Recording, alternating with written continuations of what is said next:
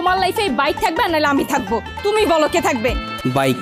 এত যে bike bike করতেছো, কি পাইছো বাইকের মধ্যে? হ্যাঁ, যে আমার মধ্যে নাই? ব্রেক। ব্রেক মানে? আমার এই বাইকের ভিতরে একটা ব্রেক আছে, ব্রেকটা যখন চাপ দেই ও থাইমা যায়, কিন্তু তোমার ভিতর কোনো ব্রেক নাই। তোমার থামতে বললে তুমি থামো না। তোমার সাথে রিলেশনে আসার পর থেকে বলতে পারবা কোনো কিছুতে তোমার আমি থামাইতে পারছি?